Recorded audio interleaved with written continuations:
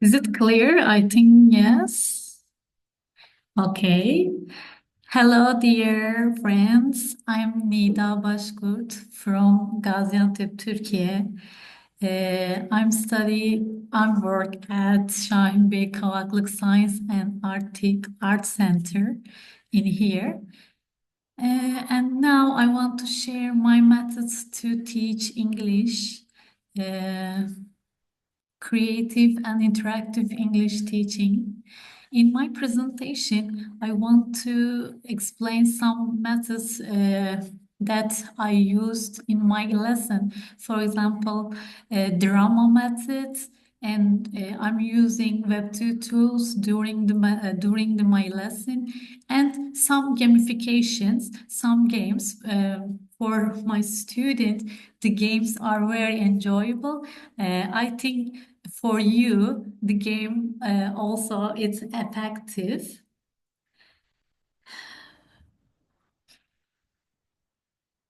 First of all, drama. I know you know drama techniques, but I want to say some drama techniques in the classroom. For my students, role play is very effective. Students stepped into different characters to practice English language, and they explore some diverse perspective to learn English. For example, in my last lesson, I want to teach jobs, and my students have some roles. For example, one of them uh, was a teacher, a pilot, a police, and they performed their roles, and both they learn their names, their meanings, and also they enjoy the lesson. And second, improve. Uh, Spontaneous dialogue and science creations develop fluency and their creative thinking. This is the important one. And storytelling. Some days we have to find some stories, maybe spontaneously, or we will engaging narrative enhance comprehension and vocabulary development. For example, in my other lesson, we want to learn, maybe you know, Very Hungry Caterpillar. In this story, my students learn days, fruits, animals. They learned a lot of things with this story. And then drama games and interactive activities like carrots and mime boost vocabulary and communication skills, especially drama warming ups games. I think warming ups activities are important for the drama and teach English also. And integrating Web2 tools for engagement to our lessons to English, we want to use interactive whiteboards. We will share a learning space for collaborative activities, presenting or presentation. For example, you can use Padlet for their brainstorming activities, for their ideas, for their activities. Maybe you can use Answer Garden Web2 tools. And also online learning platform like Zoom, like this one. You can access to digital resource, interactive activities, and personalized learning pathways also. And also social media, connect with classmates, share language, learning experiences, and engage with global community. Facebook, Instagram, this is the normal social medias, but you can use another ones, for example, for teaching, for learning English. For example, you can use Edmodo, maybe ClassDojo, maybe these Web2 tools, very important to learn English, I think. Maybe you can use the other ones. Some examples about Web2 tools use, maybe you know Quizlet. Quizlet, you can create flashcard quizzes and games for vocabulary or grammatic rules, grammar practice. You can use this Web2 tool. Also, you can create some games with Quizlet, these flashcards, quizzes, etc. And Kahoot, maybe you can use quizzes also, quizzes like Kahoot.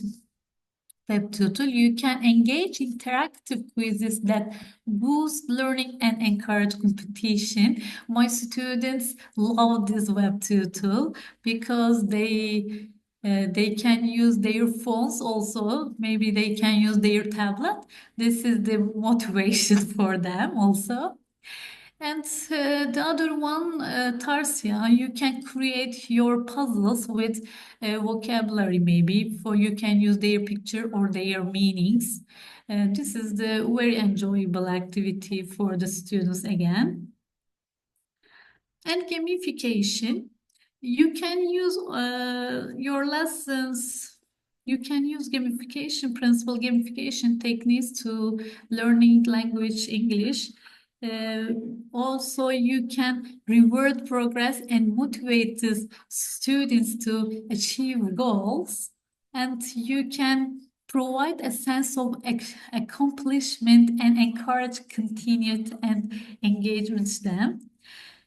And they love competition, especially we see before leaderboards and competition. You can foster healthy competition. This is the important one, healthy competition, and encourage learning to strive for excellence. Some games to play with our students. For example, you can play Scrabble.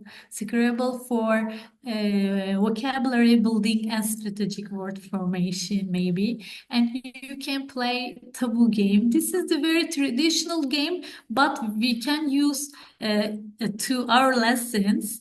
Taboo for communication skills and creative thinking through verbal description.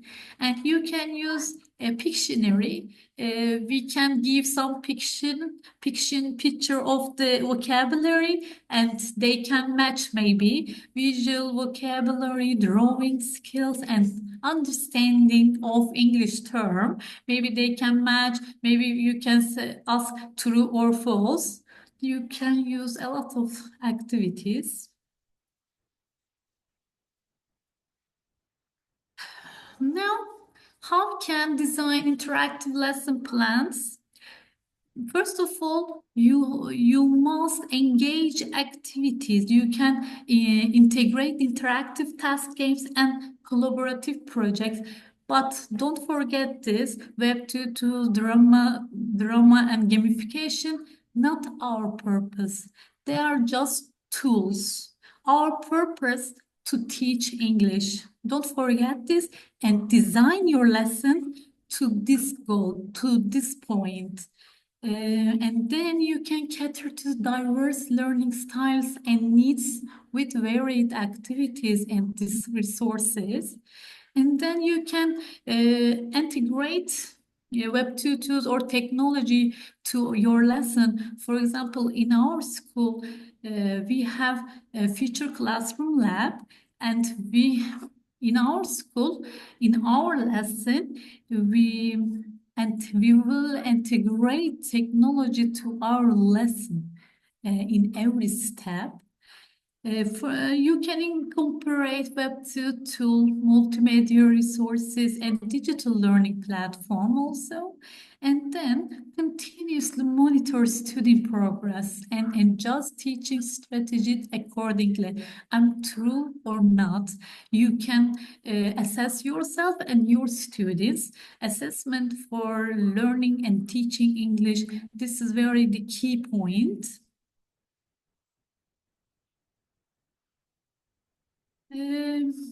Also, you must encourage students to think critically and find innovative solutions.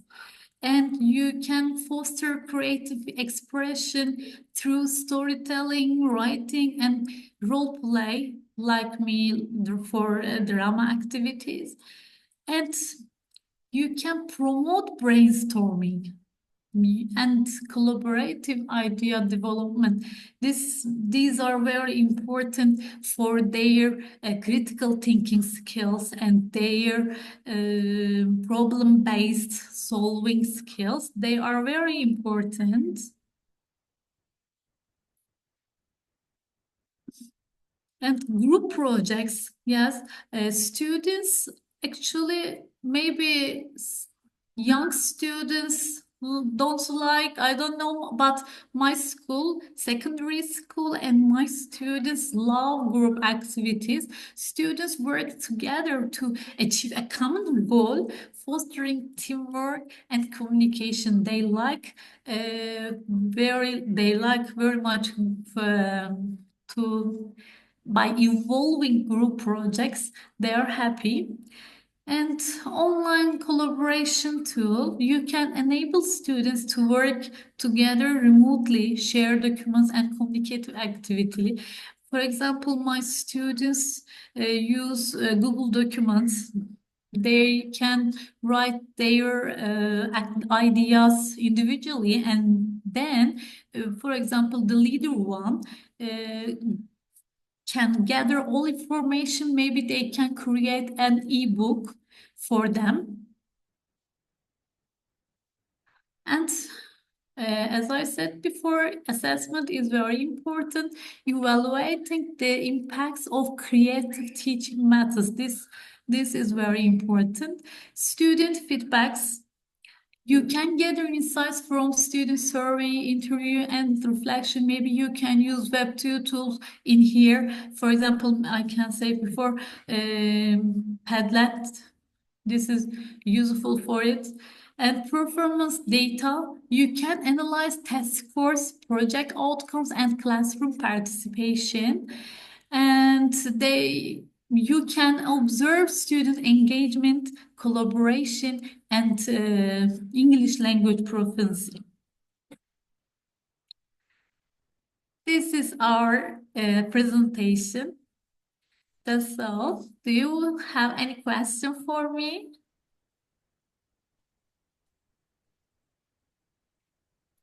So thank you, Nida. Well, it was easy to pronounce your name because we have a town called Nida in Lithuania. So please welcome Nida in Lithuania. Nida, you are welcome to. Thank you. I want to say something. Now I have a lesson in my country. For this, I have to leave. Sorry for that. That's okay. And thank you for being a part of our. You're welcome. You're welcome. And nice to meet you. Nice to meet you all. Thank you for inviting for here. Thank you, and good luck. And now our colleague from Romania, Michaela, right? Teaching English using the 4 C's. Okay, thank you very much. Hello, everyone. I must say from the very beginning that I'm very happy to be here and share ideas with you and listen to all the nice activities or ideas to develop our students' competence you might have. I will try to share my presentation.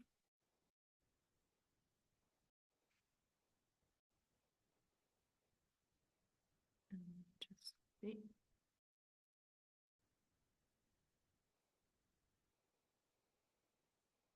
Okay, so just to make sure you can all see the presentation. Yes, okay, thank you.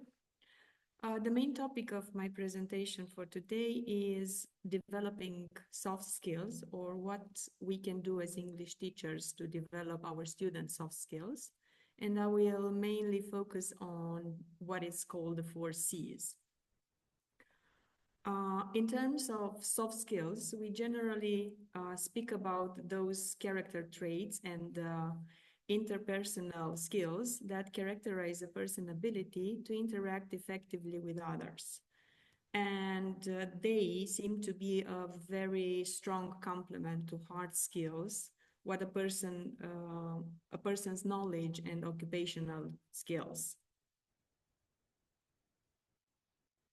The main difference between hard skills and soft skills lies, I think, on the fact that hard skills are usually very easy measurable. You can test them, while soft skills are much more difficult to assess. Hard skills are usually perfectible in time. You can teach, you can learn them, while soft skills, there's a greater difficulty in learning and changing how a person behaves. Hard skills are usually obtained through formal education and training programs, while soft skills are more difficult to acquire through formal learning. Examples of soft skills, of course, may refer to communication, collaboration, critical thinking, creativity, time management, adaptability, teamwork, leadership, active listening, resilience, negotiation, empathy, decision-making, flexibility, and of course, the list can continue. In our teaching job, we mainly focus on developing technical skills, such as grammar, pronunciation, vocabulary. But soft skills are equally important for learning and developing the students. And the good news is that we can design activities that can help develop those soft skills for our students. I will focus from now on the what is called the 4 C's, a term which was coined even before this emphasis on soft skills. The 4 C's actually stand for communication, collaboration, critical thinking, creativity. And the fact that I have already heard these ideas mentioned in the previous presentation is actually a proof that they are important all over the world. And we as teachers take them into consideration in order to develop our students.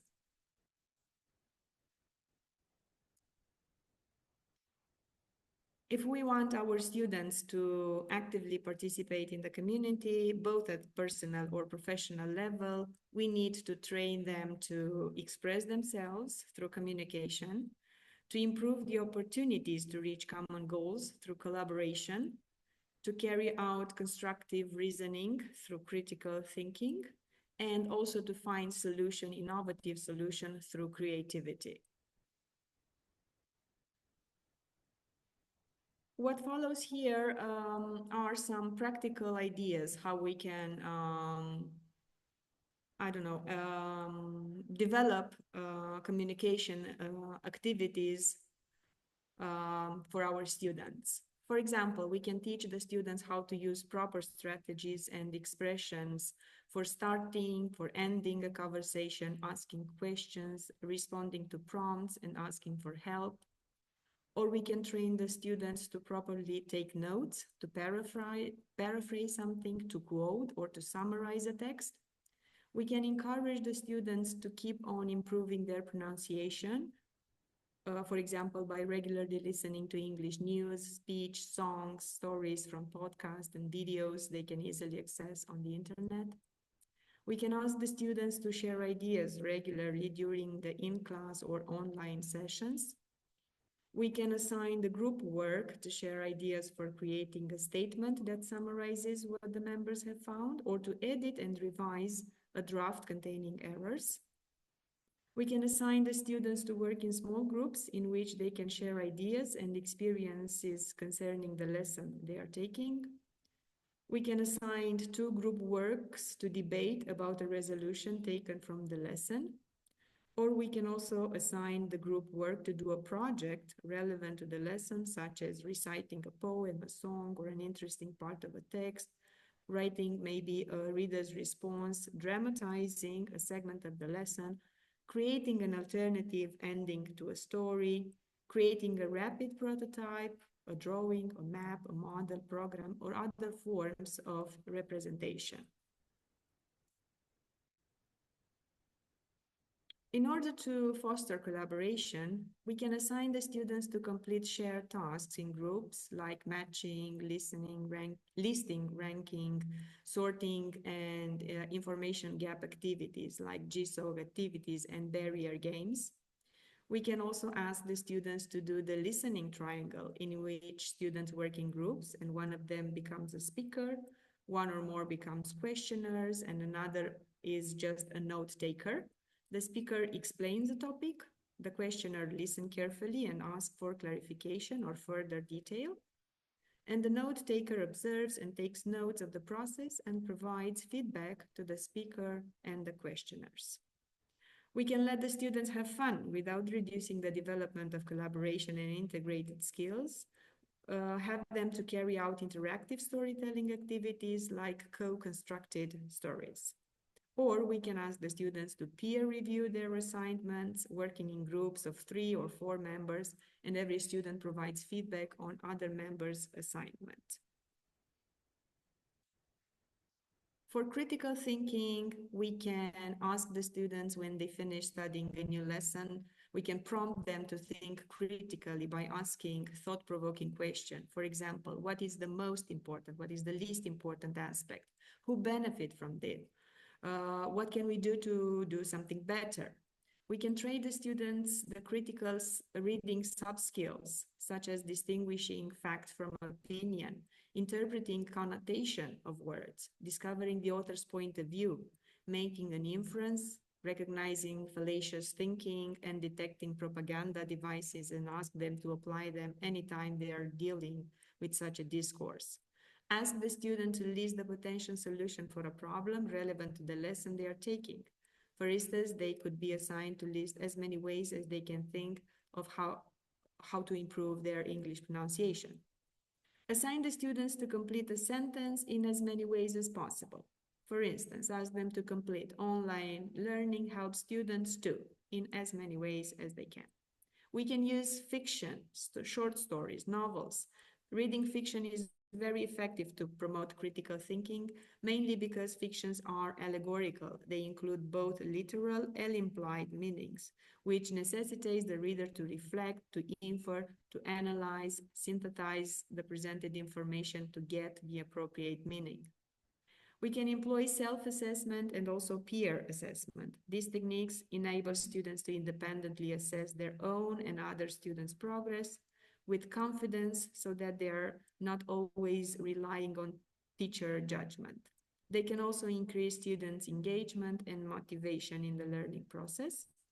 Or we can try to help the students optimize the use of ICT, ask them to conduct online research in groups on a topic which is followed by an in-class debate. This will provide an opportunity for them to think independently, to construct their arguments, analyze and synthesize, recognize bias, and evaluate their evidence for strengths and weaknesses. In terms of creativity, developing creativity, we can, after studying or being introduced to a new lesson, we can prompt our students' creativity by asking them to define a key term or to provide its denotation, synonyms with examples. We can assign the students to generate ideas by employing mind mapping, assign the students to draw a diagram, a sketch, or to make a model that represents a concept. Or we can try to help the students boost their ICT skills, assign them to write online by using a blog, for example. They can freely write, edit, and publish their work. It can be followed by posting comments on peers' blogs. Besides promoting creativity, such online activity also develops critical thinking, communication, and collaboration. And I can only finish off by stressing again that soft skills are equally important for the development of our students, and we can try develop these soft skills as much as we can. That is all. If anybody has any question. Yeah, feel free to ask, to comment, or send some hearts or claps. Okay, thank you, thank you, thank you. Thank you. And the title of our forum is Strategies for Developing Competencies and Good Practice in Teaching English.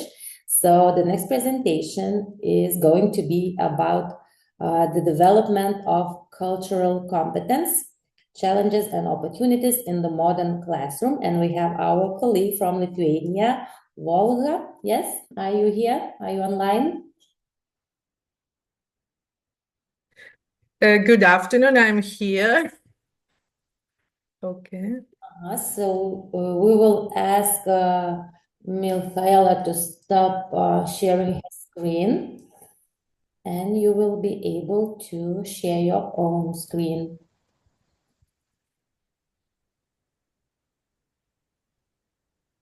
Oh. I wonder if my video is working properly. So you can't see me, right? Yeah. Michaela, can you stop sharing your screen? Okay, thank you.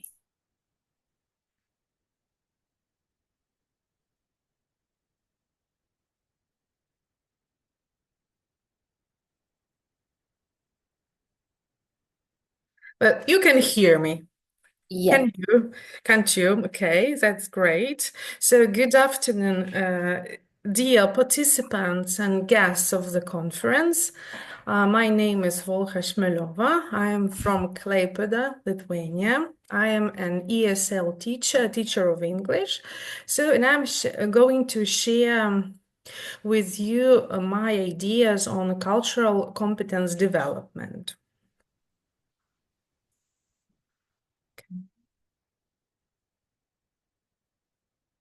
So can you see my presentation? Yes. Okay, that's great.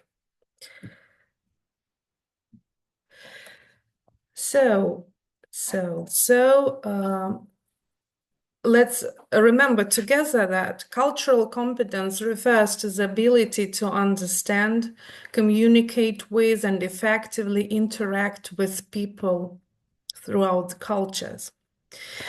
And as our world is globalizing, it's really essential to teach that cultural competence to avoid any barriers and so that no one would feel left outside and left alone.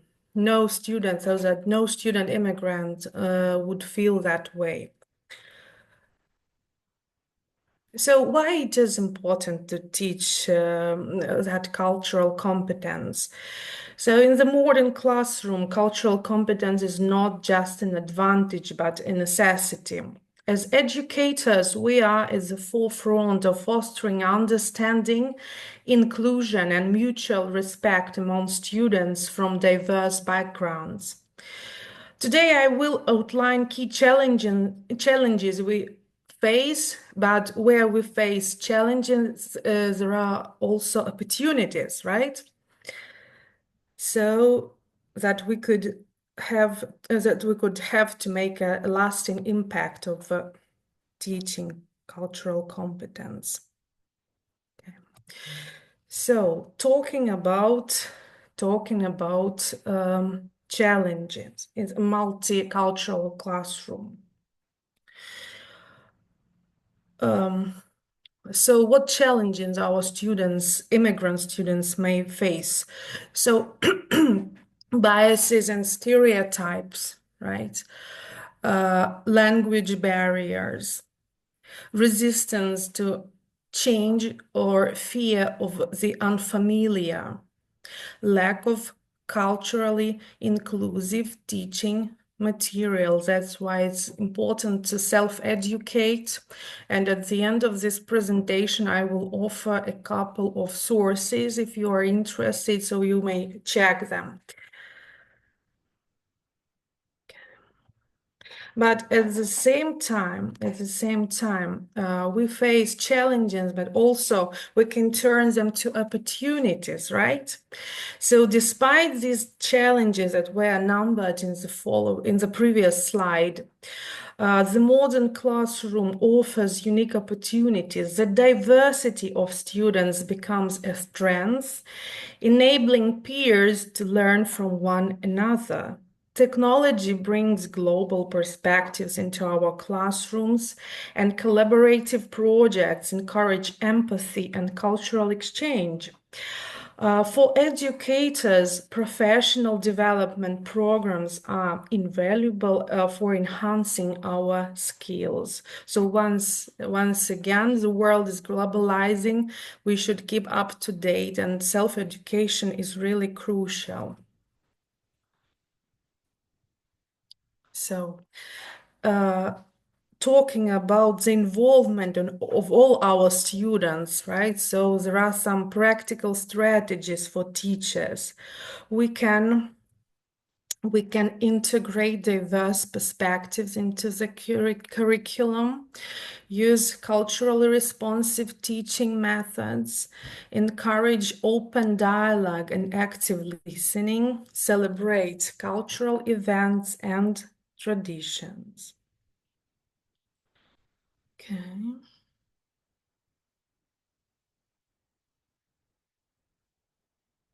So now let's go practical a little bit.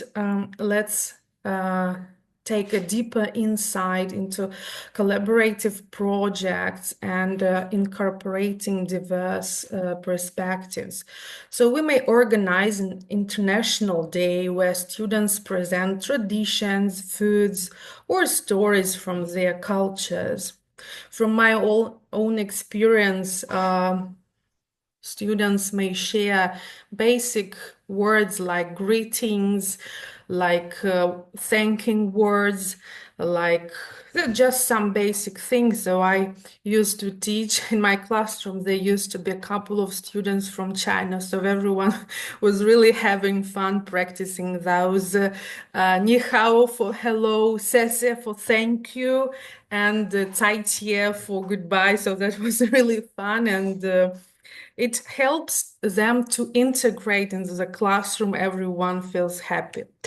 Also, we can create a group project where students research and compare festivals or historical events from different cultures.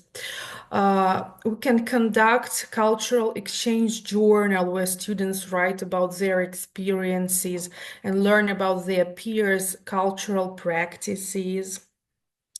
As for incorporating diverse perspectives, when teaching literature, so we can, as English teachers, we can also incorporate some literature, poems, whatever, part of a novel, essay, whatever, into our teaching practice. So when teaching literature, we can include works from authors of diverse backgrounds and discuss how their cultural context influence their writing.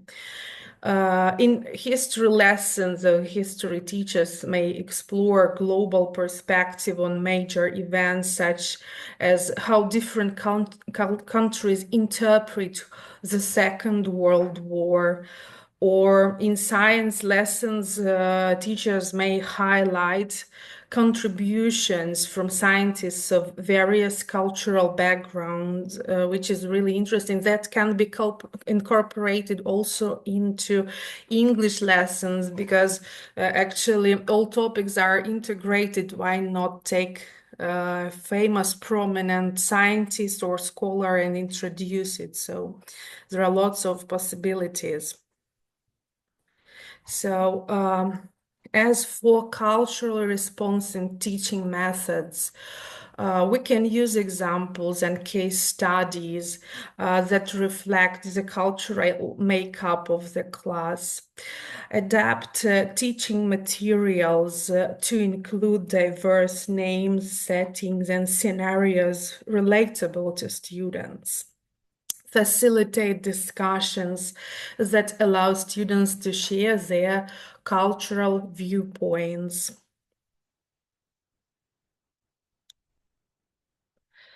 The following step, self-reflection, helps teachers to identify biases and areas for growth. So teaching cultural competence, while teaching cultural competence, it's important, it's essential to do reflection both for teachers and students. So also student feedback provides insight into classroom dynamics and inclusivity.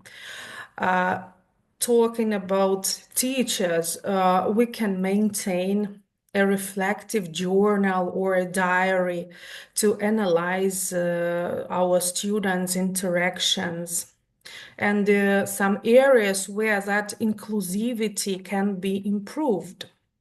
We can also participate in peer observations to gain constructive feedback on teaching. As for our multicultural classroom, so we can use anonymous surveys to understand students' perceptions of cultural representation in the classroom. Host regular class discussions where students can share how they feel about inclusivity and respect in the learning environment.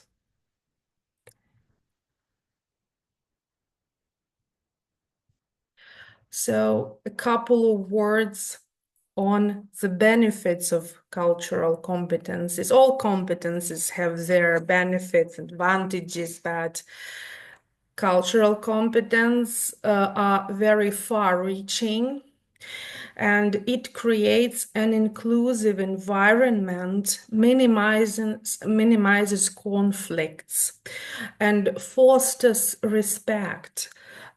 Most importantly, it prepares students for future success in a multicultural, globalizing world.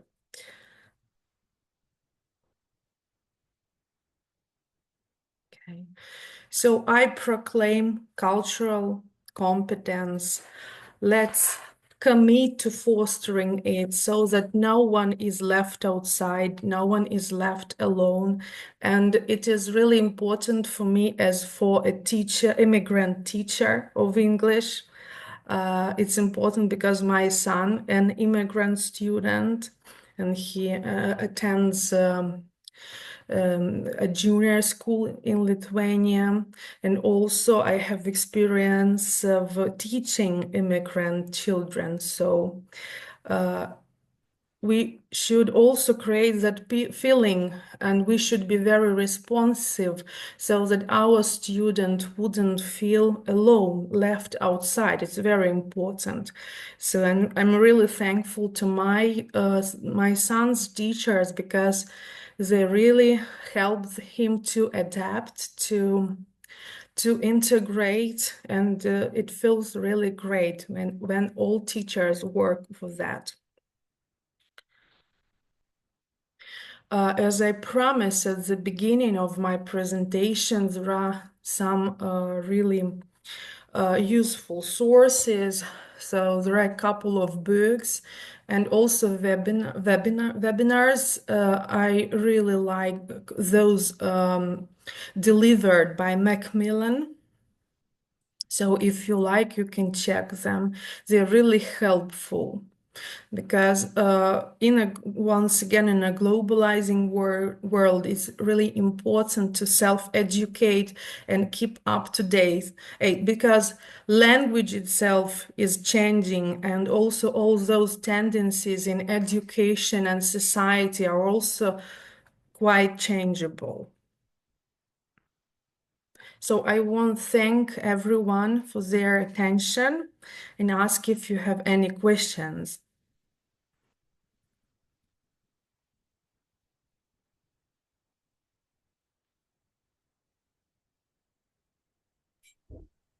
Thank you, and I think there are no questions for you. So thank you once again. Thank you. Presentation. Okay, I will stop it, right? Thank you. And now our colleague from Italy, Francesco. Yeah. Ciao. Ciao. Are you Just ready a moment. for your presentation? You have my presentation? No, I think you have your presentation. Yeah, I just try to share. I Yes. see this top one. Share the screen. Just a moment. I need to Okay, yeah.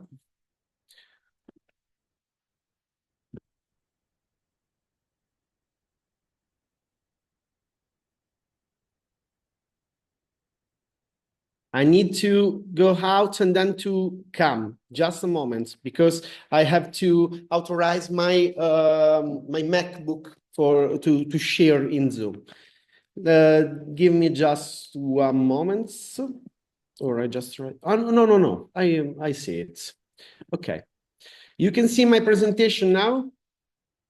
Yeah, perfect. Okay, so the title is On Air, Podcasting as a New Methodology to Improve Competencies.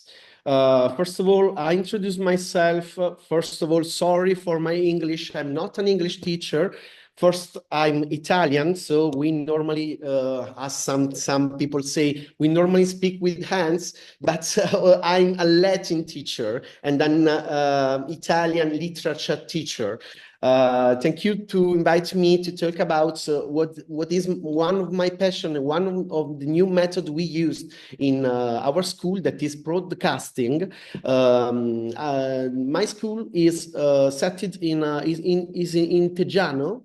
It is a little place, a little town in the south of Italy. We have 900 students, and after COVID, we start thinking about a new type of didactic, a new type of methodology. So when we are used to setting goals, I think it's important to put them in the form of a questions. When we start thinking about teaching, we asked ourselves, how can we improve students' literacy skills? How can we motivate students to fully participate in the school life? As you can see, we could link these questions or aims to different competencies in the European framework of lifelong learning. Literacy is in the European framework. Also, citizenship competence is in the European framework. So why we choose podcasting? These are some results of research on the use of podcasts in teaching collected by the University of Utrecht. So students appreciate the flexibility of podcasts, as you can study where and when you want. Students come into contact with the language and jargon of their field. This not only helps them understand their field of study better, but also enables them to better discuss the subject matter. Students feel that they have more contact with their teachers. This in turn results in higher motivation for learning. In other words, we can say that we choose podcasts because students become protagonists in the educational process. How you can use podcast? First of all, we can say that podcast is a type of cooperative learning, or also we can link podcast to the project-based learning methods. We use normally podcast and podcasting as a review tool, as an assessment tool, or as a tool for debate.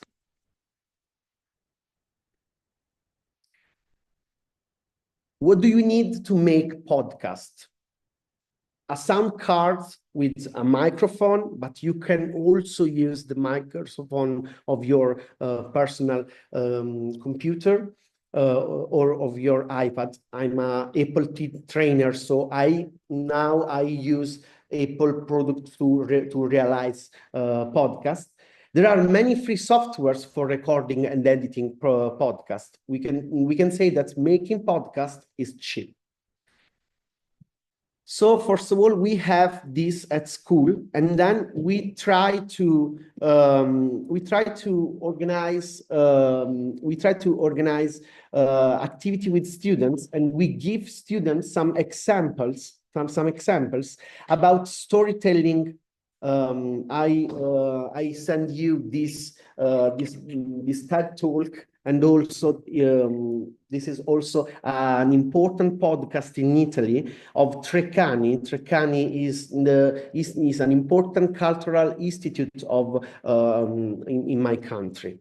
So we give students some examples to understand how they have to work in the podcast. About settings, we divide students into different islands and we give them a project board. So they have to decide subjects, aims, who speak, and timing. It's important to keep podcasts under 10-15 minutes because they are created by students for students. Also, you need a place where there's a good audio quality. So I can talk about this type of activity. This is one of my lesson of my LTTA. I teach Latin, so I start talking with students about this Latin author that is Seneca. Seneca talked about human rights in one of their him letters. So he talked about slaves. So first of all, we work we work with students about the text of Seneca's letters. Then we realize with students an human rights history table like this, and then I send them the Eleanor Roosevelt speech about human rights. So they have the Latin letters, the historical context, and then Eleanor Roosevelt's speech. After this, I ask them to choose a topic, one of the human rights, for example, from the Universal Declaration. They have to make in group. They have to make a research, and then they have to record a podcast. And I use this for assessments. This is the way I normally assess their work. This is a rating grids. If you look to the indicators, you can see that I see if there's some autonomy, flexibility, participation, but also if how they work together. So I try to understand if there's some relations, if they work with peers, if they can, if they have the ability to engage in discussion, if they have empathy, that is important in this period. I think not only in Italy, and if they have a critical thinking. And so for this reason, I think that podcasting is a good method to develop some competence, some skills, in particular literacy skill. As one of my teacher, one of the most important Italian teacher, Don Lorenzo Milano, says, I think that students with podcasting can say I care. That means I'm interested in my educational process. So thank you. If you, I have some class, so if you have any questions, you can write to me and I will answer.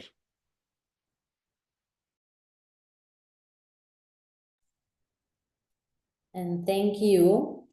One more interesting presentation for us. Thank you for sharing your knowledge with us, your methods. And now Skirmante, our colleague from Lithuania, about developing learning to learn competencies, applying personalized learning techniques and tools. Are you ready? Yes, I am.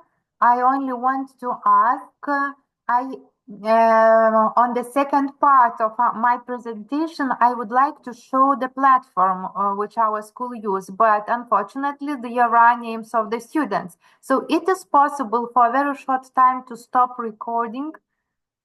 Yes, I will pause the recording. Okay. And this is for a minute and that's it. I just want to get, I tried to think about screenshots, but it wasn't possible to show the real idea. Okay. So, and I try to share. Okay.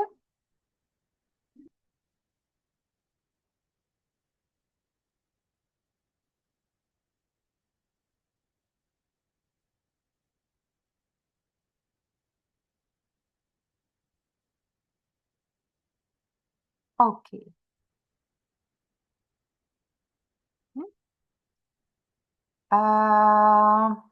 Could you see? Yes. And I did the slide change. Yes. Okay. So, hello everyone. I wasn't from the beginning, but not too much late. So, and I listened the presentations from Romania and Italy. So, and I liked it. And thank you, my colleagues, because I know them. So thank you a lot. And my wish is to share our schools maybe experiences about how we apply personalized learning and maybe a little why we decided to do it. I know that in Lithuania now there are about 30 schools which use the same platform and tools and methods.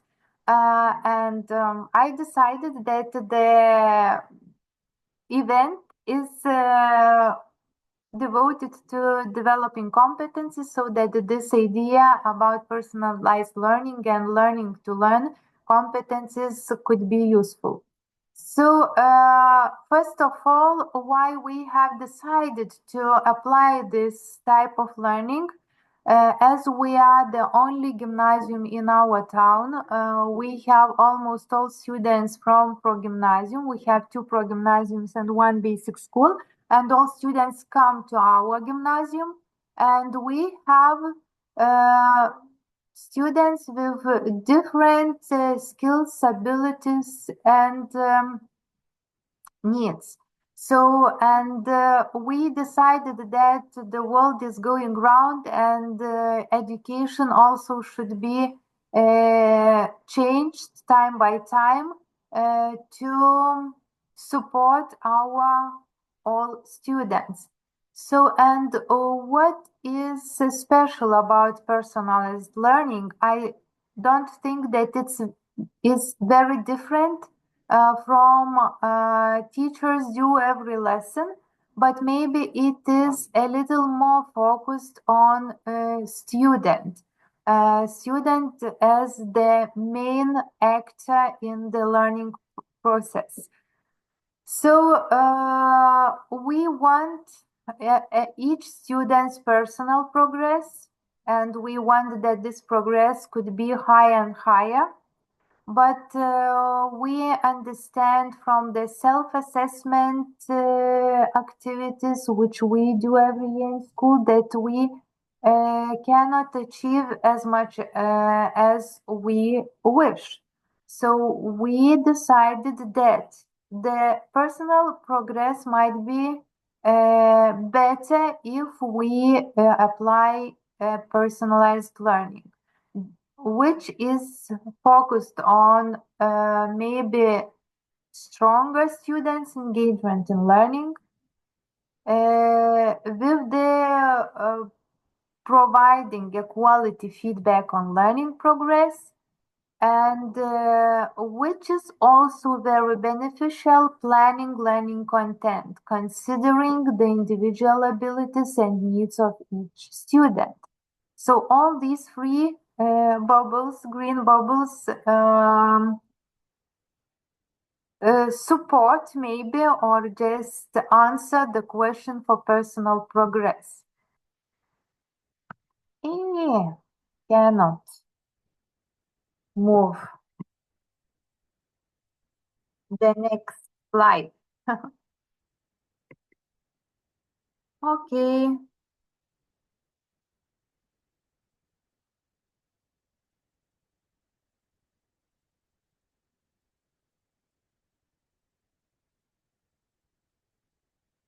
Cannot do anything, so I have to stop and maybe Start again.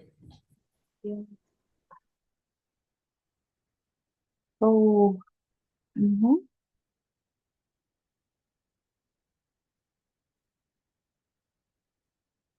Right. Sorry.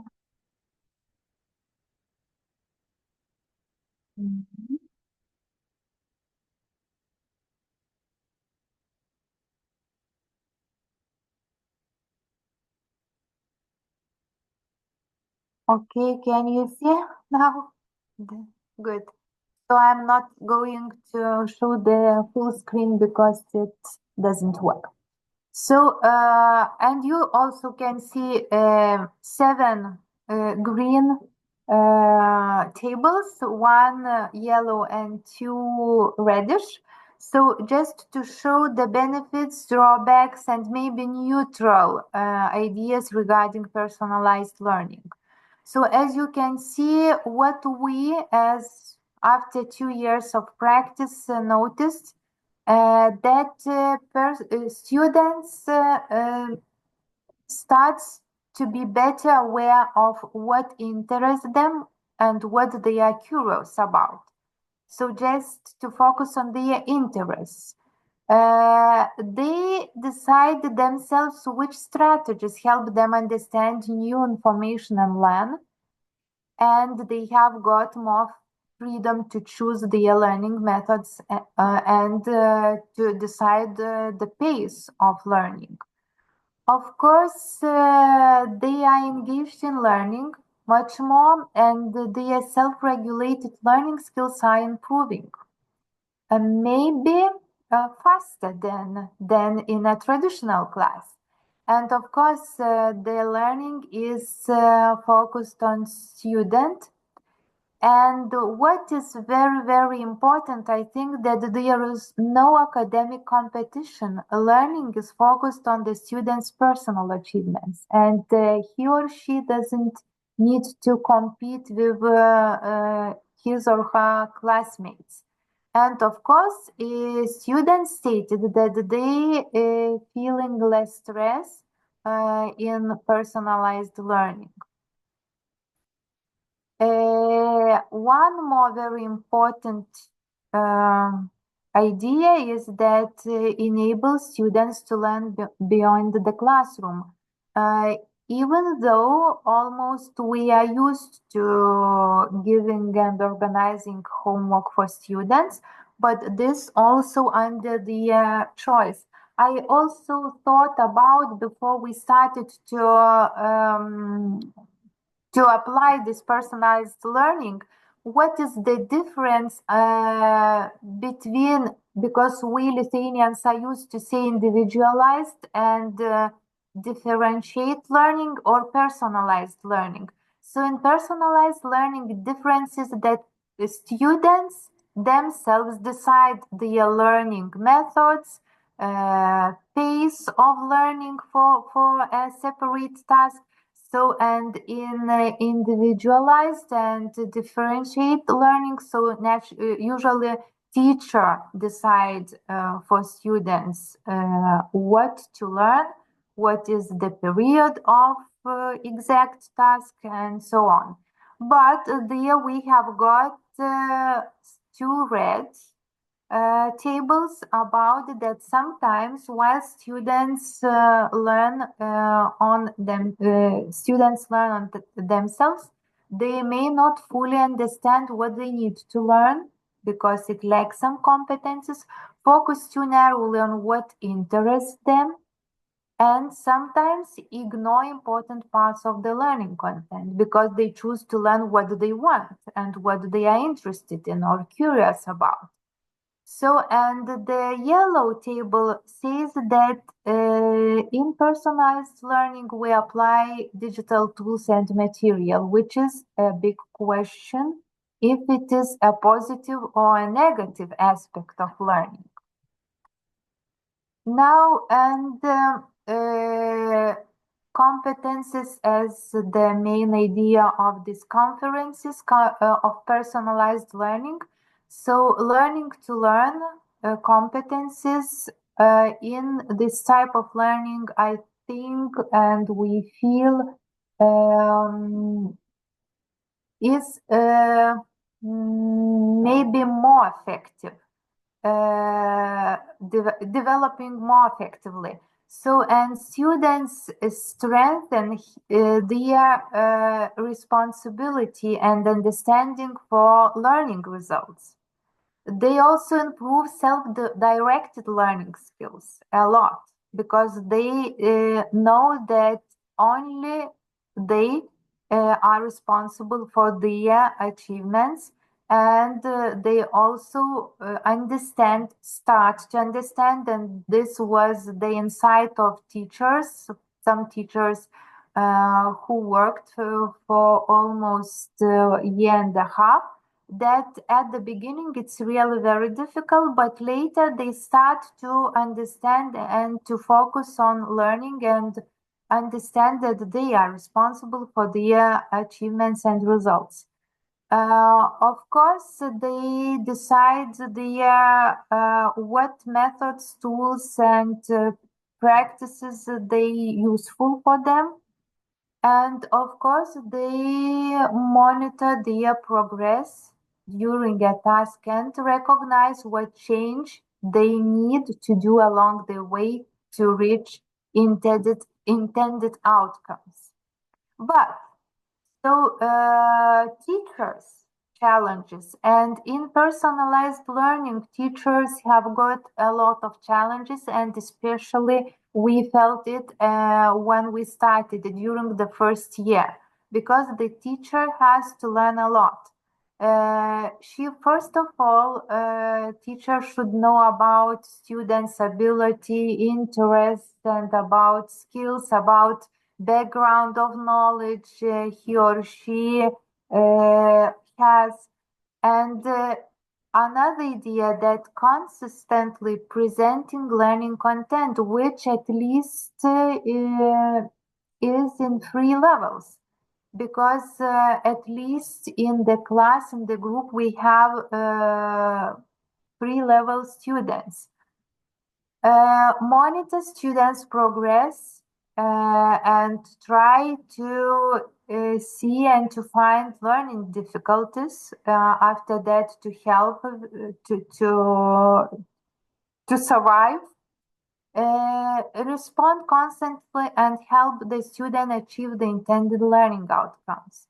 So, and of course, provide quality feedback on learning progress. So, which is also, it requires a lot of time.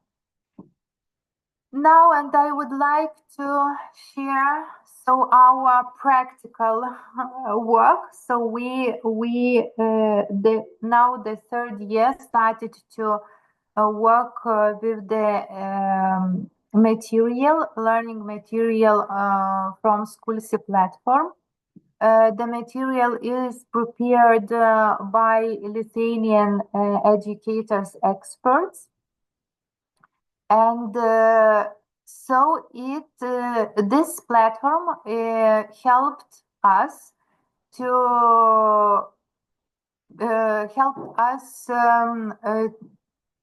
to find material in one place. Of course, teachers have to search for some more material or to create, but Schoolsy helps us a lot because we have material in 3 levels, and I will show, and I will try to present how we work with it. So first of all, when students come from progymnasiums and basic school, we perform diagnostic tests from which we receive the data of students' knowledge, each student knowledge. We have got from the platform data about students' knowledge. So under that, the teacher try to speak to each student and to organize the yearly plan, monthly plan, and to see how much and what is the student's goals for learning the subject. And each task and activity has its own score. So how to say, each task is estimated in some score, and at the end of the school year, diagnostic tests show which results students achieve. So, and now I would ask to, or maybe I won't ask you to stop. I will try to show. Yes, this is a platform, and you can see English language, and you can see English tasks for 3 levels. So it is A2, as you see, B1 and B1 plus. So, and you can see all the competencies and knowledge students can learn. So first they start from vocabulary, and the teacher decides together with the student which vocabulary level the student should develop. Then it might be grammar, also the same situation, production, so reception, mediation, and interaction. And all these, if, for example, they learn languages, so they learn languages, first start from vocabulary, then they go to production section, reception, and to develop all skills of language learning. So, and each student has got his or her account. So the teacher assigns the task, and students in his or her account finds the task and works on the theme, on the task, on the practice test. Also, there is prepared for each topic practice test that student can see if he or she can talk to teacher and agrees on the assignment. Okay, now I return to. Yes, and of course, what is very important, so the teacher decides on the personal learning plans, which tasks and which topics they have to do in September, October, or November. And this learning method does not assess students by grades, which is also a challenge for teachers, students, and parents. So, and each task, as I mentioned, has got its points, estimated by points, and this is like how to say, money into the account. These points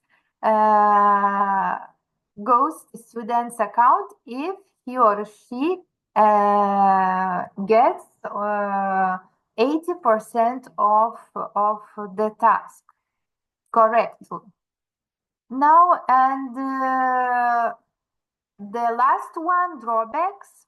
So first of all, that it's a challenge for teacher, that it's very difficult to work with big groups. So our school, those students who choose personalized learning, because we agreed with the parents, so groups are small. about 15-20 students, looking through the material and choosing tasks for each student. So there are a lot of tasks and material on schools, but teachers should check themselves first to decide. Coping with the students of different abilities and needs, that it takes time also the teacher to decide and to estimate the skills and needs. Providing constantly feedback about each student, communicating with parents. And for last year, we had a big issue with parents because of not grading students, as parents stated that they cannot evaluate the students' progress. So, and yes, material I used, and from some educational pages, and our renewed curricula, of course, which also encourage us to use schools, because last year we didn't have enough textbooks, so schools helped us to cope with the material. So thank you a lot. If you have any questions, and I think I was too long.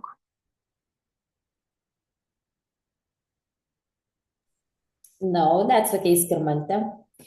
And the next presentation is about competencies through projects. Jurgita Bernotienė, Lithuania. And one more second, Jurgita. I'm sorry to inform that we are not going to hear Carmen's presentation about designing engaging activities. So it means that Inga, we will ask you to start earlier your presentation. Is it okay, Inga, with you? Yes, yes. Yes, it's okay. Yes, I'm already here. It's okay. Okay, thank you. Okay, so now Jurgita, all eyes and all ears on you. Thank you so much. I'll try to share my screen. This. Yep, can you see? Can you see my screen? Good, thank you. Hope it moves. No. Yes, No. yes, good. So hello everyone. My name is Jurgita, and I am English language teacher at Kidulė Basic School. I will try to put on my timer just not to take too much of your time. So, and today I want to share my experience of how to teach competences, how to develop competences, I would say, in our students through projects. And actually, I want to start with the slide on which the information has already a bit mentioned today. So what the competence is on the whole, as the vocabulary say, they are the competence is the ability to do something well, or an important skill that you need to do your job well, of course. And some time ago, we had to bear in mind that there are general and subject competences while preparing for our classes. And more recently, so while thinking about what we're going to teach, we have to think about even more competences. These are cognitive, communicative, digital, cultural, creativity, citizenship, social, emotional, and health competences. And I will try to run quickly through them as they are put here on the very same sequence, while talking and sharing my experience while working on the project, which is actually was already implemented. We have just finished. It was called Love Forest Love, funded by a Nord Plus fund. And Latvia, Denmark, and Faroe Islands took this nice path with us together, starting with autumn 2023. So as you can see, only several students were traveling with me and taking part in the activities. and there are lots of first times for them. So I would say that there were great opportunities and lots of chances to develop the competences. Actually, I have to admit that when I agreed to give this presentation, I thought it would be so easy to put everything together. But when I started composing and practicing, I thought, like, how should I share this activity to this competence and another activity to another competence? Because on the whole, I would say that taking part in the project is just the complex of development of competences on the whole. So I will start with the cognitive competence, which is actually like, ability to learn, critical thinking, and things like that. So on this slide, you can see some pictures from Latvia. Actually, we're at the Pītbok, where kids tried to learn in practical way to put the peat soil on the pallets, which is later on taken to the greenhouses and supermarkets, and in which the plants are planted, the seeds are planted, and then we get the forests, because the activities of our project were meant to look at the process of growing the forest. So we started from planting the seeds and finished with talking what can we get from the trees when they cut down. So further on, of course, we had more traditional activities, such as visiting those greenhouses, talking about how animals that are bred in one or another country influence the plants and the forests around us. And of course, we went to museums and learned something about the culture, traditions, and customs of the countries that we visited. And this is, again, cognitive competence together with cultural competence, I would say. So this is a mixture, this is a mix. And communicative competence, which is the most important for me, I would say, as for a teacher of an English language. So the students had the chance to develop it every single day, because English language was the main working language of our project. And if they wanted to take an active part in the activities, they had to speak English to everyone, starting from the workers in the greenhouses, moving to teachers, to the peers, to even among themselves. And on this slide, you can see my students giving a presentation in English, of course. So this is, again, one smaller part of a communicative competence, to be able to compose, to give presentation. And again, so we took part in great number of field trips, excursions, and in the photo, you can see the students listening to a story about mysterious creatures that live in the Danish forest. And of course, the presentation by that guide was also in English. So even talking to each other while having lunch in the forest, again, English. So it was developed, I would say, every single step they took. Next slide is devoted to digital competence. I didn't have that many pictures to illustrate it, so I only put one, and you can see my student Jokūbas, again, giving the presentation about the very same project at the conference, which took part like 2 weeks ago. But besides that, the part of our activities were online during this project. So the students had to be able to find the information, to analyze it, to put them on the slides, to make to be able to share the screen, to know how to make it bigger, smaller, brighter, to just adjust the sound. And this is, of course, the big part related to digital competence they had to develop. And moving on, there is a cultural competence, which is, again, I would say, mixed in every single activity that we did. And here you can see us attending school in Faroe Islands, which was another great first time for the kids, as they had never seen the school where everyone take off their shoes and leave it in the corridors.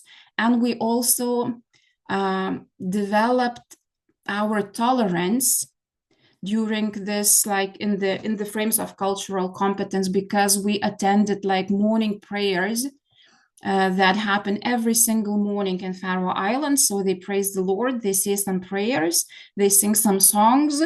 Boys have to take the caps off, which, like, for one of my boys was a very great issue, because his cap was part of his style. So tolerance, acceptance of different culture, and this was actually a great practical way to develop this competence.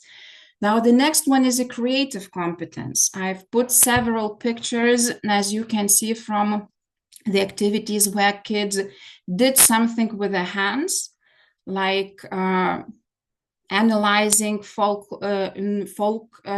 patterns, national patterns, like decorating the bags, like weaving something from the small branches of the tree. And these activities and everything were held, and everything was explained in English. So again, creative competence together with communicative competence in one mix.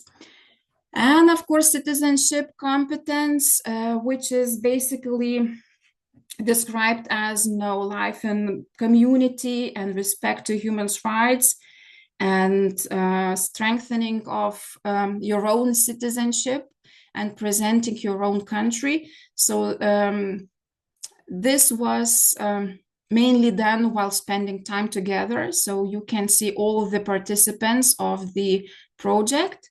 And I also put one of my girls in a national costume.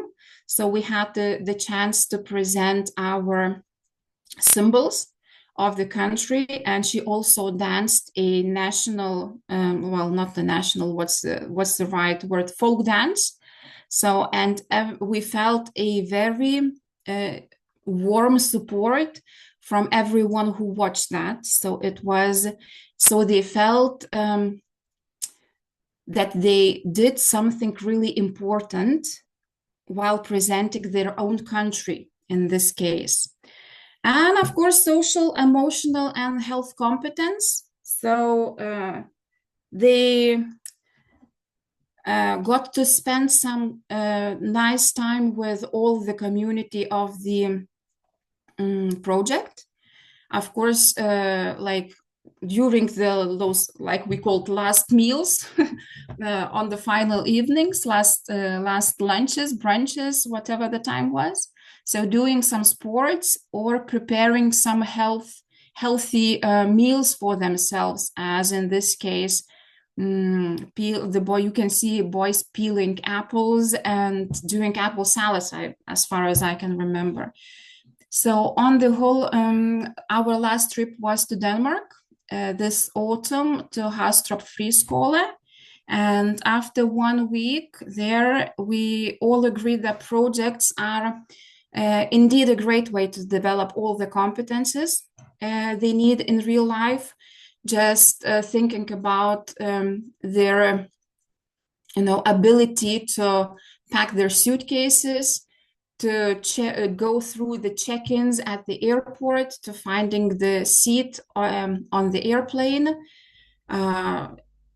to learning what to do when your luggage is lost, like what happened to us, and finding the ways to communicate with your host families even though you or they don't speak English that well. So they had to deal with that on the daily basis, to communicate with peers, with parents, with teachers. Well, they learned how to buy tickets and rode the metro. And on the whole, this was some of them said, now I am not afraid to travel, at least, and I know what to do at the airport. And next time I will travel with my parents, I will be the leader of the family. And this is what makes me happy, because I do think that, when you get outside your classroom, your students become more self-confident, and they feel safer, and this is like the right environment for them to learn things. So at this point, I want to say thank you, because I see that I've already taken almost the time I've planned. And if you have any questions, so please ask me, I will try to answer. And at the same point, I really want to encourage you and your students to take part at Nord Plus, because this is very, very easy, I would say. Don't tell anyone. Thank you. Thank you so much. And thank you. And I think we have great time management today. And, thank you. And now our colleague from Ukraine, Tatiana, are you ready? Yes, I'm ready. Can I share the screen? Yes, please.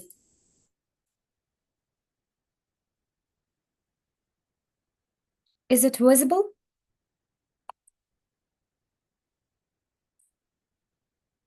Good day, everyone. Greetings from Ukraine. It's a great honor to participate in this forum, and a big pleasure to share some ideas on how to create an effective English language learning. The topic of my speech would be development of competencies at the beginning of the English language lesson. These researchers show that students don't like predictable beginnings of the lesson, and I'd like to share with you some ideas on how to give the lesson a fresh start. An engaging and interactive start of the lesson can set the tone of the entire class. The best teachers are those who can show you where to look, but don't tell you what to see. Classic planning is probably familiar with the term anticipatory set. It is a quick prelude to a lesson, not a part, but where you listening the objectives. But that's 2 to 5 minutes of drama, where the teacher does something to get students interested in the lesson, a creative way to foster students' success and promote love of learning. We don't have to do it, but it's nice addition. Anticipatory sets make the lesson just a little more special. Well-crafted anticipatory set sets the tone, capture attention, motivate students, and make learning more effective. Why anticipatory sets? These sets make a great first impression of the lesson and engage students for the upcoming content. It should link to the day's lesson and pique students' curiosity.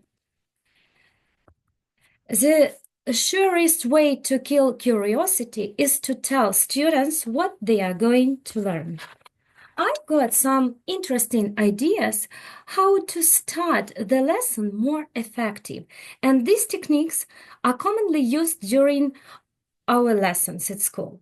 So our lives are really stressful, especially nowadays, and it's a good start with daily positive quotes. We start the day right. We can create a positive vibe, reflect on the day. For example, the best way to predict your future is to create it. Students like these quotes too much because they feel maybe more confident and sure. The next, discussing a quote.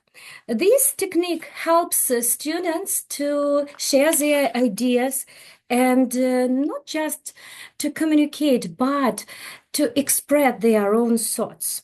So begin with a thought-provoking quote. Select a relevant quote to spark discussion. Encourage students to share their initial thoughts. Guide the discussion focusing on learning and relevance. For instance, the only way to do great work is to love what you do. This quote can be applied while we teach our students such topics as hobbies. Also, we can discuss it when we talk about future professions or the world of jobs, etc. The next idea is a quote set. I got my own, and my students now that also like to make these cards. Inside of this box, everyone can choose one of the cards and can read the predictions for today's day. And for instance, jump to plan, be happy. Students read and comment it. Why do we practice this? Because we predict positive atmosphere. We predict something better and believe in it. The next technique, which is useful at the beginning of the lesson, is using short videos for introductions. Short videos can be a great way to introduce the topic, and also videos engage students and help to understand the content more easily. Why should we use these videos? Because they help us to practice listening skills. But when we choose a video, we have to remember that videos should be short, no more than a few minutes. The content should be relevant to the topic of the lesson. Most of my students prefer such presenter as Jay Shetty. Why? Because they teach a lot of valuable lessons, which gives them a chance and an opportunity to believe that everything will be okay. The next, we can't imagine our lives without games, because even little kids like playing, and even students in high school like playing too. Games can be a great way to start a lesson and to get students engaged. There are many games that can be adopted for an English language learning, such as Guess the Sound, 20 Questions Bingo. My students like guessing the sounds, and they firstly listen a short sound and they have to guess what it is. After that, we discuss we can introduce new vocabulary or discuss something fun. The next activity which my students like, and this activity doesn't depend on their age, is drawing circles. Have learners sit in a circle, each has a pencil and a piece of paper. Play some music and have learners draw something the music make them think of. After 30 seconds, stop the music and have learners pass the drawings to the student on their left. Repeat the steps until the end of the song. You could have students work in groups to complete the pictures or make a story using the pictures. Creativity, collaboration, critical thinking, social and emotional learning skills are developed here. The next, we like to experiment, and here we've got and like Rory Story cubes. Just these are dice inside of it, and my students like to play different games with it. What can we see? We can see images on each dice, and students just roll them and create the stories. They create a story based on the images they appear. For example, once upon a time, there was a game where your imagination had no limits.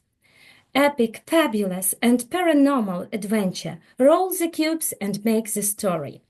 We like practicing it. It doesn't matter the level of students. I know that all of them try to imagine something unpredictable. and we like to discuss their stories. The next, biting, such a game as biting the tail. This game doesn't need any preparation. All you need is a board and your students. This game is perfect to kickstart your class, setting a positive and engaging tone right from the get-go. It fosters a friendly classroom atmosphere, making language learning a delightful experience for everyone. Split the class into teams and choose a topic, for example, school. Start the game by writing a word from this category on the board. For instance, classroom. Students from both teams raise their hands. Pick a student from one team to write the word that starts with the last letter of the previous word. Then the student from the other team does the same. The game continues until no one can come up with a new word. The game restarts with a new word or category. Here we see classroom, the last letter M, the new word should be start with M, and so on. I don't know why, but most of my students like playing these games. The next, unusual questions for the lesson start. Begin your lesson with inspiring questions that spark curiosity and encourage active participation. These questions can be about everyday lives, current events, or abstract concepts. For instance, what is the worst advice you have given? Or, what is one thing you should never say at the wedding? Children develop their critical thinking skills. They try to explain why they think so, and also they develop their speaking skills. One site is useful. We like trying this when we have the electricity and the access to the internet. These sites helps us just maybe to start positive communication. We choose the level of the students and the topic we are interested in. And there are lots of tasks which can be used in different classrooms, and we have to think about the topic, yes, and the level of students. For instance, random conversation starter. What is the most annoying thing about your phone? Students answer and share their opinions. One more game is a mystery box. A teacher is someone who creates a special and positive vibe and sometimes can take a mystery box. Put various things inside of mystery box relating to the lesson that lets the student try to guess what is inside. You give them some clues or hints. Students also can put their questions trying to guess what is inside of the box. Then they can try to predict the topic of the lesson. One more thing which we can use at the beginning of the lesson: riddles. Riddles helps us maybe to think a little bit and to develop our skills. For example, do you know what are the next two letters in this? And all the students try to think maybe M-A-M, but we can put them one question: what month is it now? What is the first winter month? What is the next one? And they easily say which letters would be the next one. The next, riddles are liked by everyone, but at the same time, we have be careful with riddles because we have to know the level of our students. Okay, let's move on. The next, what five-letter word becomes shorter when you add two letters to it? I think it's maybe funny, but children like these riddles too much. Word association. We all try to imagine and try to create something, maybe mind maps and such technique as word lists, because we can brainstorm different words, different ideas. We can use alternatives when children can maybe to complete any sentence like they want and they just read the ideas. We can use different pictures. Brainstorming is really useful when we want maybe to push our students and to give some ideas about the topic of our lesson. So a good lesson starts, motivates students. It should be engaging and captivating. Teachers should consider the level of students, the topic, and the time available. It's never too late to learn. I want to wish everyone to stay safe, strong, and brave. I wish you happiness, health, success, and peace in your daily routines. Thank you.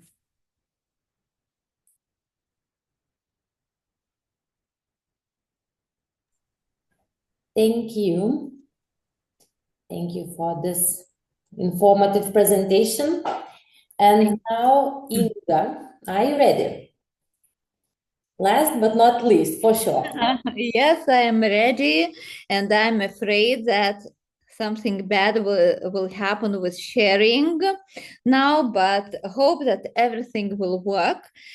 I try because, okay.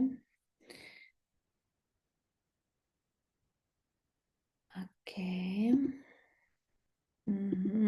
Something bad I can't share yet. Okay.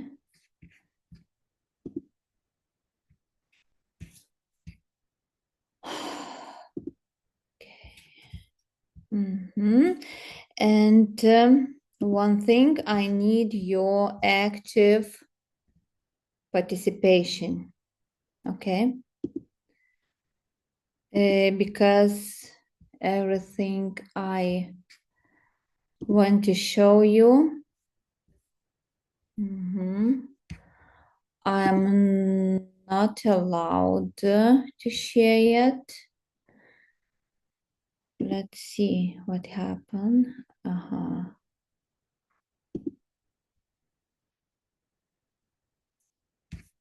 Okay.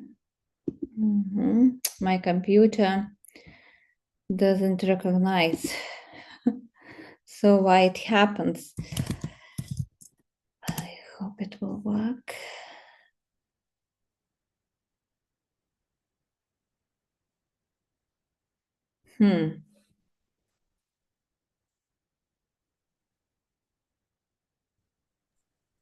And what is the problem?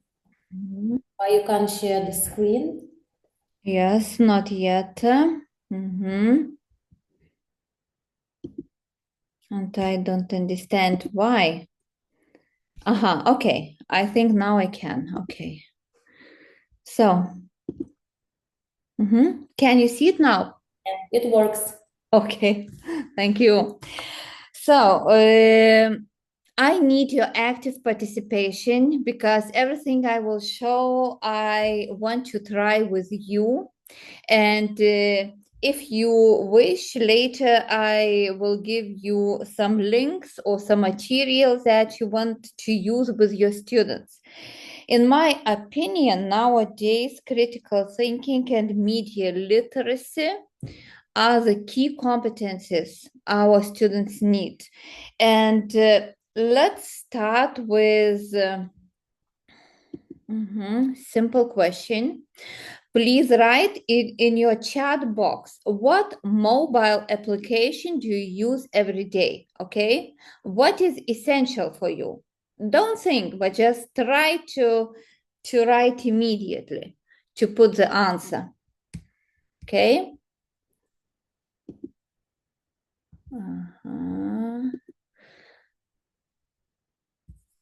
So no answers yet. I can see. So who will start? Who? So what mobile application on your phone, for example, is essential for you to use every day? Don't think about education now. Think about your life.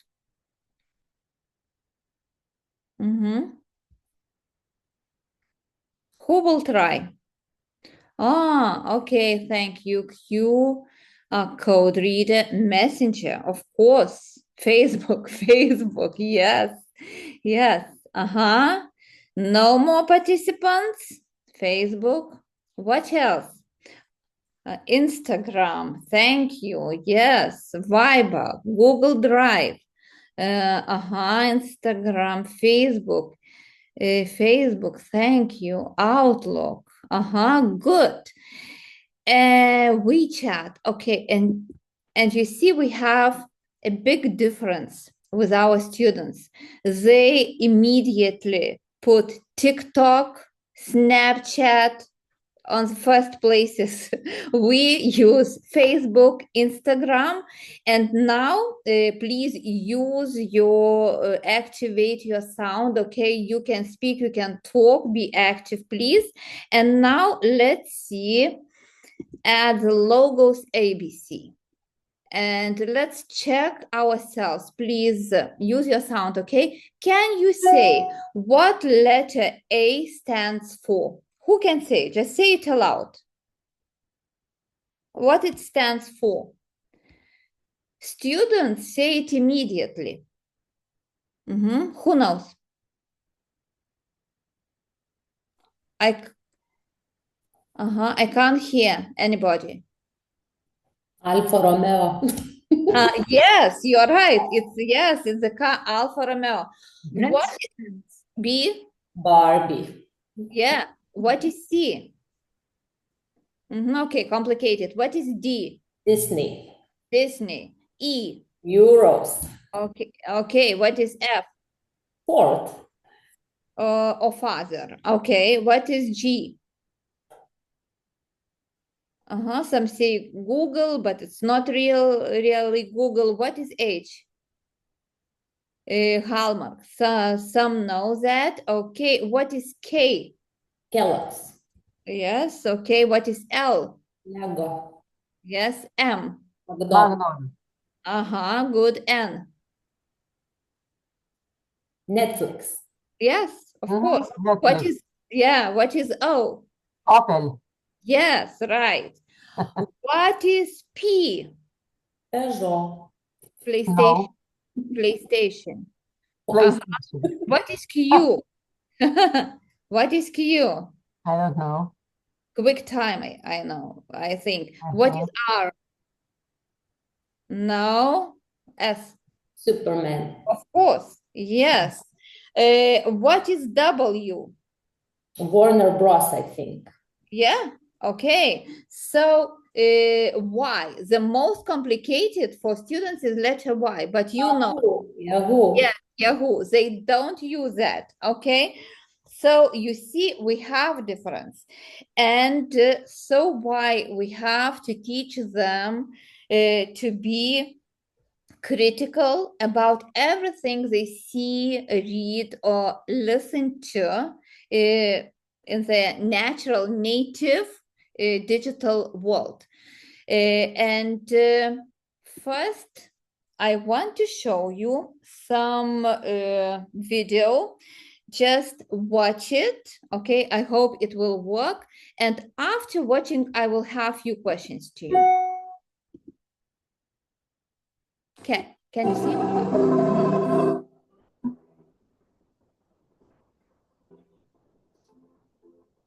It isn't only in Britain that spring this year has taken everyone by surprise.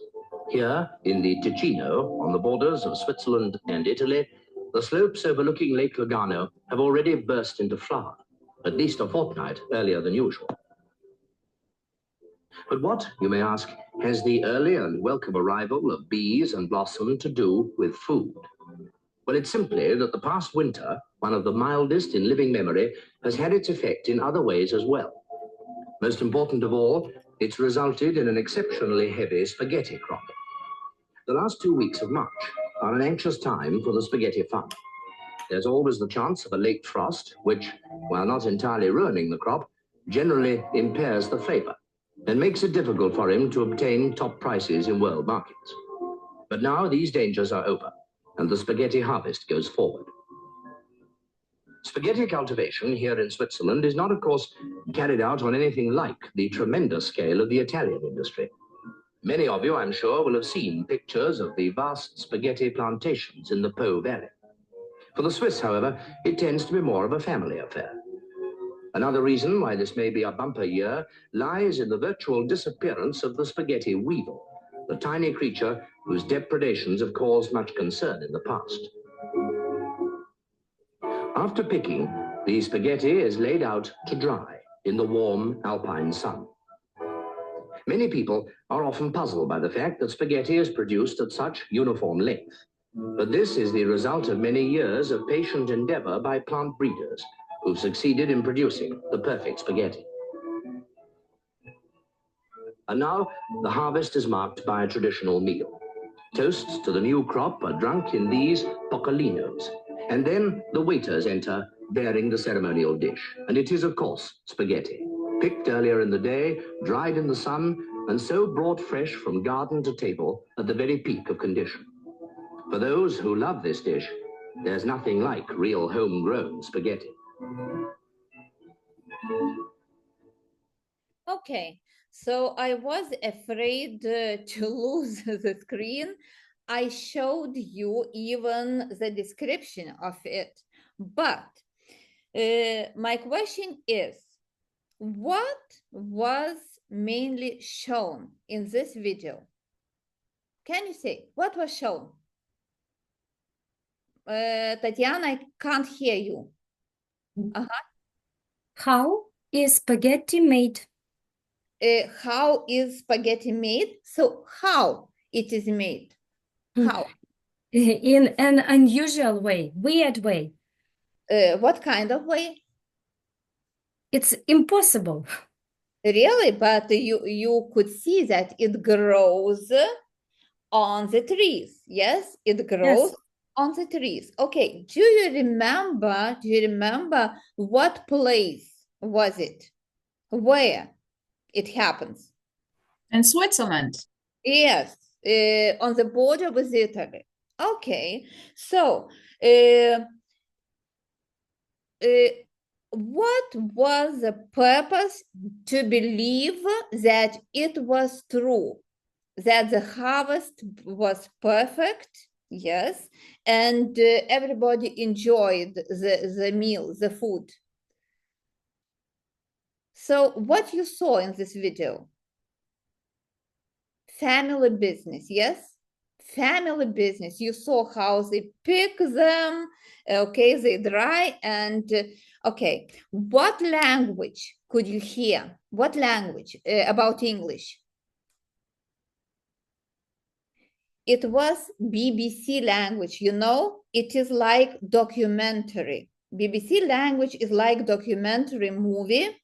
And if you watched, you could see that it was created in 1957, and it was the first April Fool's movie to trick the people. Before this year, nobody was tricked on TV. Yes, it was the first one.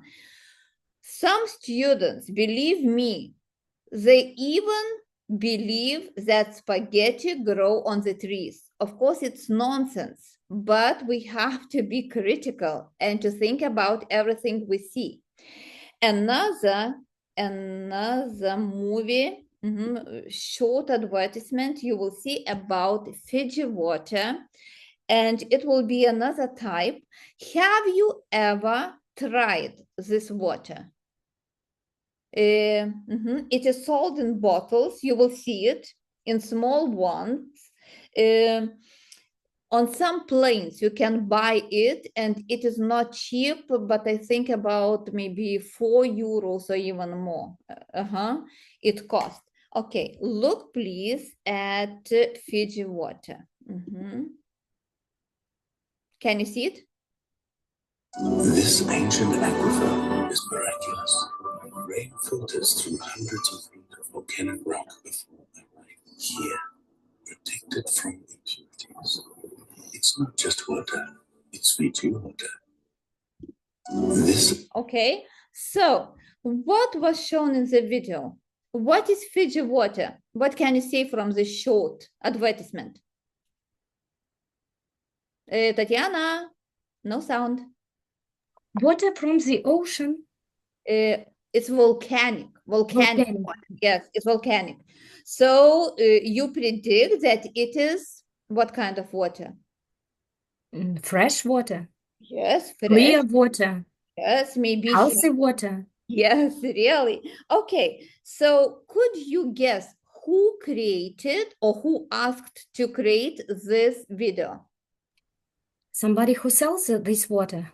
Perfect. Okay, perfect. So why was it created? Why?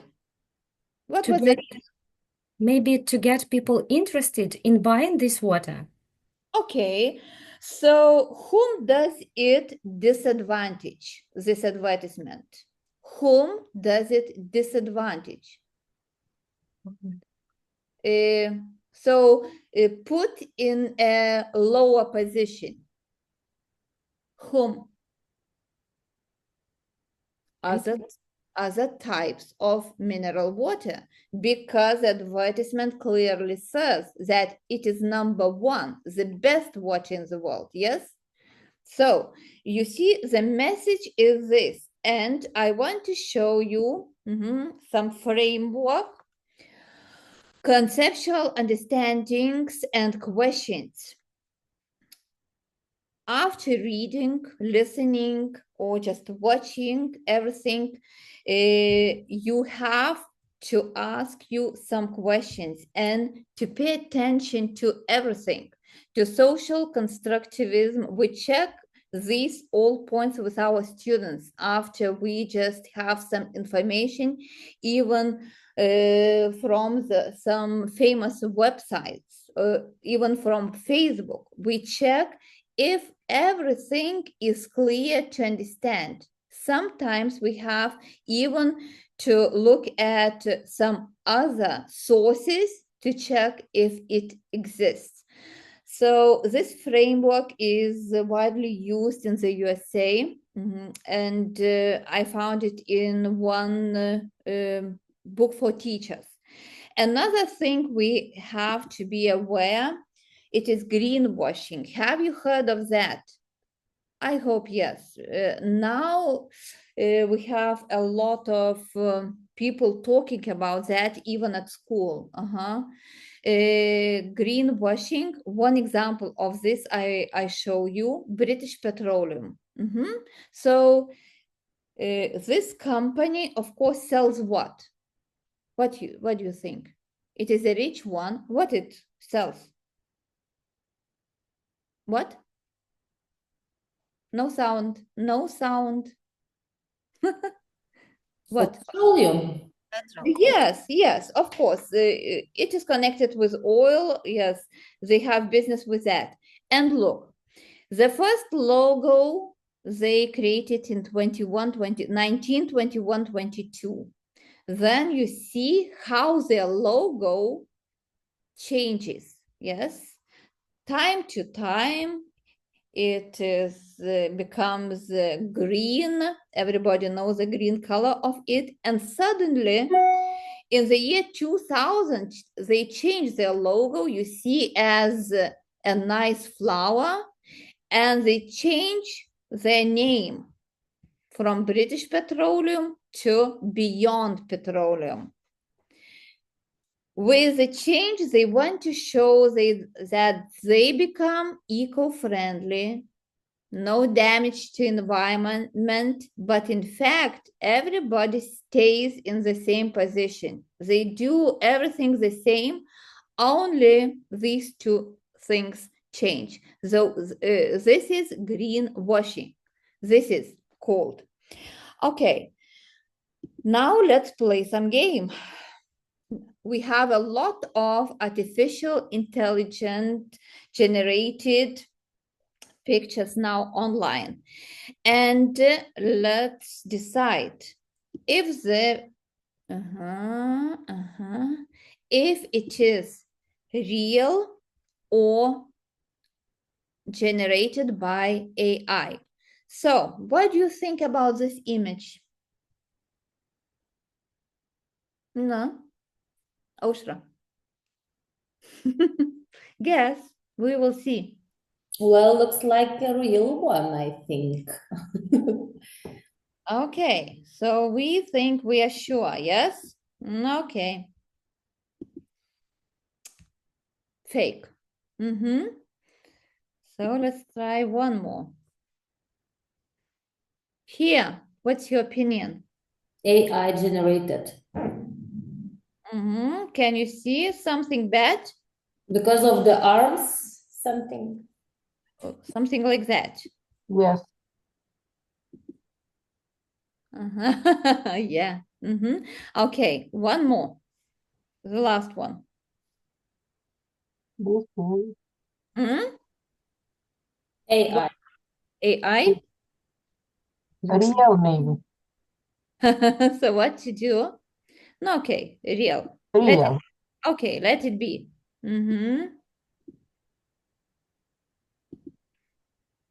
Fake. Okay, this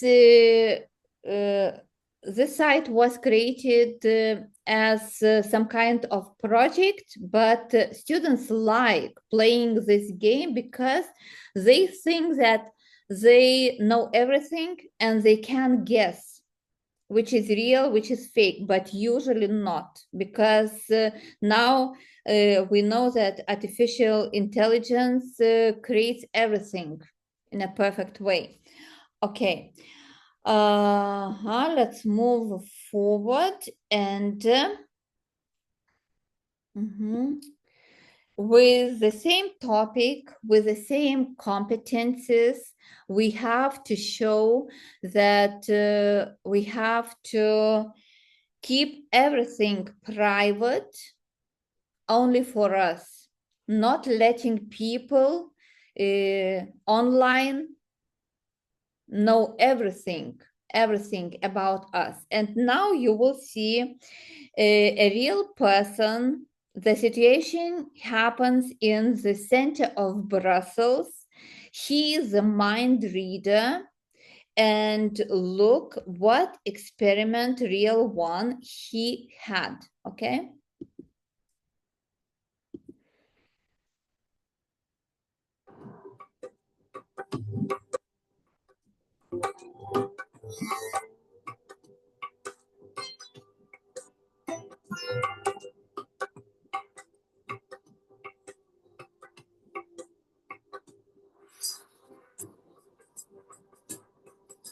Ik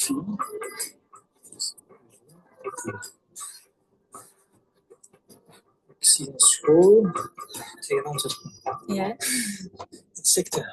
Alsjeblieft. Voor 2 insecten op uw rug. Kan dat? Ja, vlinders. Slovenië? Nee, een moto. Oranje. Pas erop. Zenit.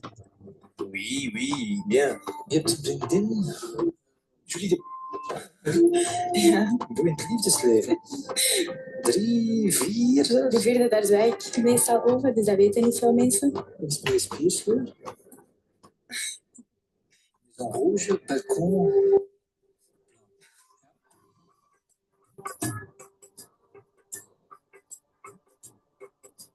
Ik zie geld, ik zie transacties, maar kent je rekeningnummer van buiten? Ik denk dat ik het wel weet. Er staat wel negatief op je bankrekening.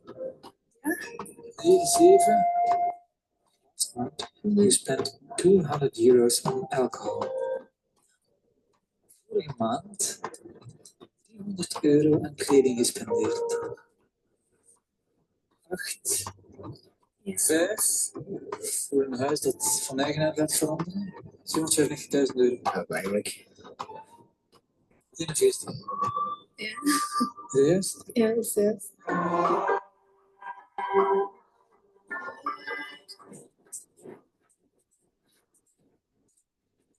Oh my god. Oh man. Dang.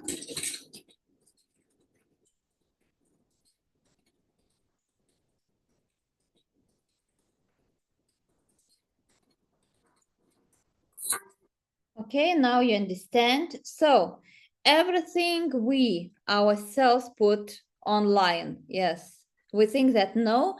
After the lesson I had with my class, our IT teacher just had the project with her students.